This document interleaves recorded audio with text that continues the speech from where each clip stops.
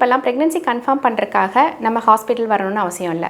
நம்ம வீட்டிலேயே card test பார்த்து ப்ரெக்னென்சி கன்ஃபார்ம் பண்ணிக்கிறோம். சந்தோஷமான விஷயந்தான்.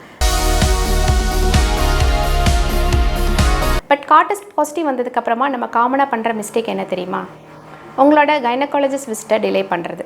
பிகாஸ் நம்ம வீட்லேயே சரி, பக்கத்து வீட்லேயும் சரி, எல்லோரும் அட்வைஸ் என்ன சொல்லுவாங்க, டெஸ்ட்டாக பாசிட்டிவ் ஆயிடுச்சுல 3 மந்த்ஸ்க்கு அப்புறம் நம்ம ஸ்கேன் எடுத்தால் போதும் அப்படின்னு சொல்லுவாங்க.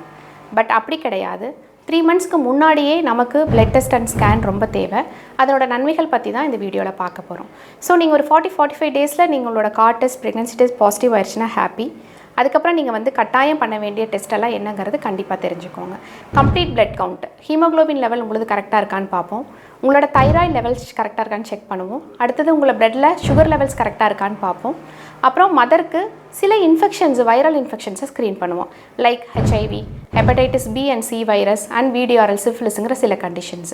ஸோ அது இல்லாமல் யூரின் டெஸ்ட். இந்த யூரின் டெஸ்ட் ரொம்ப சிம்பிளாக இருந்தாலும் நிறைய இன்ஃபர்மேஷன்ஸ் கொடுக்கும். சைலண்ட்டாக ஏதாவது உங்களுக்கு இன்ஃபெக்ஷன்ஸ் நீங்கள் கேரி பண்ணலாம்.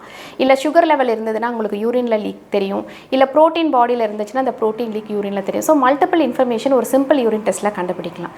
ஸோ இதெல்லாம் என்ன டாக்டர் எதனால் பண்ணுறோம் அப்படின்னா, இந்த சில பிகாஸ் உங்களுக்கு ஹீமோக்ளோபின் கம்மியாக இருந்தாலோ, தைராய்டு லெவல்ஸ் அதிகம் இருந்தாலோ, சுகர் லெவல்ஸ் அதிகமாக இருந்தாலோ குழந்தையோட வளர்ச்சியை பாதிக்கும்.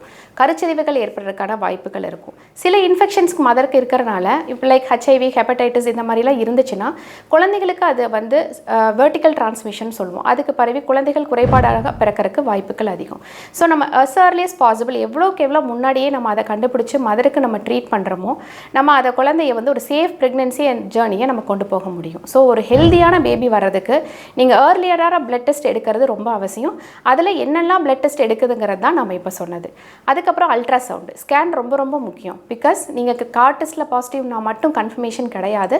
உங்களுக்கு ஸ்கேனில் கன்ஃபர்மேஷன் கண்டிப்பாக அவசியம். அதில் உங்களுக்கு கரெக்டான இடத்துல தான் ப்ரெக்னென்சி வளருதா, உங்களுக்கு சிங்கிள் பேபியா, ட்வின்ஸா, உங்களோட ஏஜுக்கும் அந்த ப்ரெக்னென்சியும் கரெக்டாக போயிட்டுருக்கா, அது மட்டும் இல்லாமல் உங்களோட எக்ஸாக்டாக டெலிவரி டேட்டையும் கால்குலேட் பண்ணுறதுக்கு ஹெல்ப் பண்ணும். So few blood tests like hemoglobin, thyroid, sugar levels and serology like HIV, hepatitis and VDRL test இது எல்லாமே ஒரு ஹெல்தி மதர்ஹுட்டை ஒரு சேஃப் ப்ரெக்னென்சி எடுத்துகிட்டு போகிறதுக்கு ரொம்ப ரொம்ப முக்கியம். அதை ஏன் 3 மாதத்துக்கு முன்னாடி சொல்கிறேன்னா, பேபியோட டெவலப்மெண்ட், அதாவது ஹெட்லேருந்து ஃபுட் வரைக்கும், ஒரு ஸ்கல் போர்ட்லேருந்து கால் நெகம் வரைக்கும், அதாவது ஹார்ட்டு, பிரெயின், லங்ஸு எல்லா டெவலப்மெண்ட்டுமே 12 வீக்ஸ்க்கு முன்னாடி கம்ப்ளீட் ஆயிரும். ஸோ அதுக்கு முன்னாடியே நீங்கள் உங்களோட இதை ஹெல்த்தியாக வச்சுக்கிறது, எல்லாமே நார்மலாக இருக்கான்னு தெரிஞ்சுட்டு கரெக்டாக ட்ரீட் பண்ணுறது ஒரு ஹெல்தி பேபிக்கு ஜேர்னிக்கு நமக்கு ஹெல்ப் பண்ணும். தேங்க்யூ.